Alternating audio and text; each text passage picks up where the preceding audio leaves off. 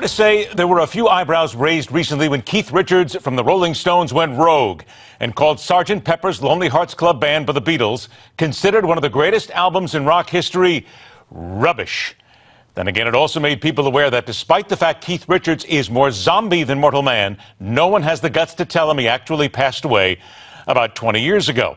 Let that be the spark for a few generational discourses as we welcome in the pop music critic for the Cleveland Plain Dealer and Cleveland.com, one of the most respected music critics in America, Chuck Yarborough.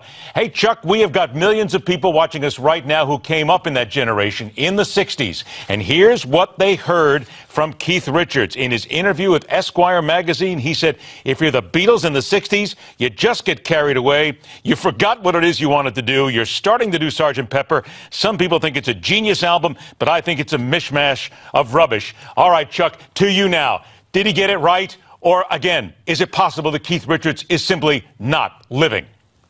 Well, now let's go at it the right way here. You know, the biggest thing about the Rolling Stones is the Rolling Stones live, plus Keith Richards. You know, so there you go. He's wrong. Obviously, he's wrong. But, you know, that's what he likes to do. He is one of the best at hyping things and kind of getting a little publicity. After, what is he, 71 years old now? So No, wait a minute. We're looking at a picture of him right now. There's no way that Keith Richards is 71 years old. The man is at least 300. Isn't that true? Well, it could be, but for the miracle of makeup. All you have to do is look at him. You know that sex, drugs, and rock and roll has to work for somebody. That to keep him alive this long, for crying out loud. But wait a minute, just on Sgt. Pepper's, though, it was such a revolutionary album. Is it possible, just possible, that maybe it was a little self-indulgent in some areas, and maybe it kind of went off track in a few places? Well, of course it was self-indulgent. That's what rock and roll is all about, indulging yourself. Gee whiz, you don't think Keith Richards has indulged once or twice? Of course he has. I mean, what was it? He almost got killed a couple of years ago falling from a coconut tree?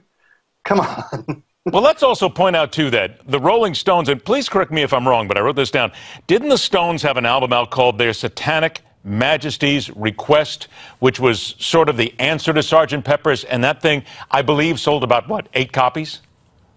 Maybe 9. I think I have one somewhere, but I can't even find it. You got to give Keith credit for being Keith. He's just fun. All right, now, let's talk about the Rock and Roll Hall of Fame a little bit here. Okay. Because now we're coming up on the 20th anniversary of the Rock and Roll Hall actually being in Cleveland. I know that you've been close to it all these years. This is one of the great arguments constantly.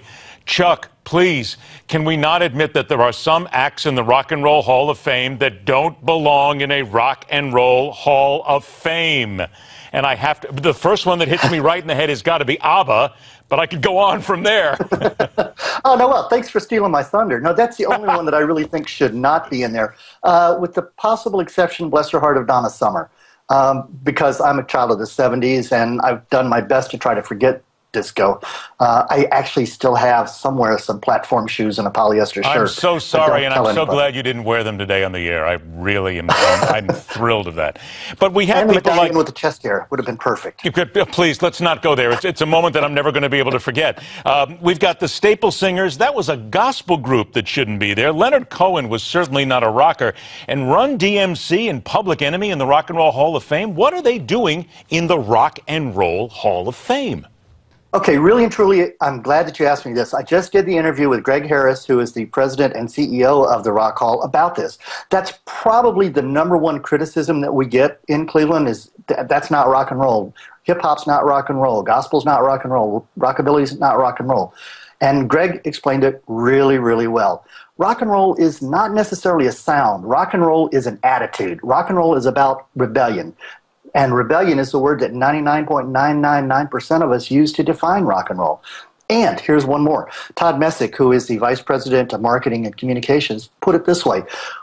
For most of us, we define rock and roll as the music that we heard in our teens and early 20s. So for me, that's going to be the Beatles, that's going to be the Stones, sorry, Keith, the Kinks, stuff like that. But for the kids like my daughter, it's Nirvana, it's Soundgarden, it's Pearl Jam. For the kids who are coming up now, oh God, One Direction. No, please, no, Chuck, please, don't say that out loud, please. You're causing tremendous pain here. I got about 30 seconds left here. So then, Rock and Roll Hall of Fame, in your opinion, one group, one person who deserves to be in the hall that is not there, that's been overlooked? Chicago. Okay, but weren't they more jazz-oriented than anything else? There was a lot of that in there? But they did all that music, some of the great writing. 25 or 624, what a great song. I could also go with Deep Purple. I could go with Grand Funk. Was my very first concert, Grand Funk Railroad. That's why I learned how to play drums. I wanted to be Mark Farner. I got to tell you, Mark Farner's a friend of mine. I met him many years ago, and we sat and talked rock and roll for nights on end. And there's no doubt the live album from Grand Funk Railroad is still one of the great live albums of all time. Hey, Chuck, thanks for taking time out of your busy day here. I want to remind everybody, make sure you check in with Chuck. Read his latest at cleveland.com, and we're going to have him back again. These are the kind of conversations that are fun. Coming up next, will Republican women forgive Donald Trump his verbal transgressions? The Hard Line rocks on.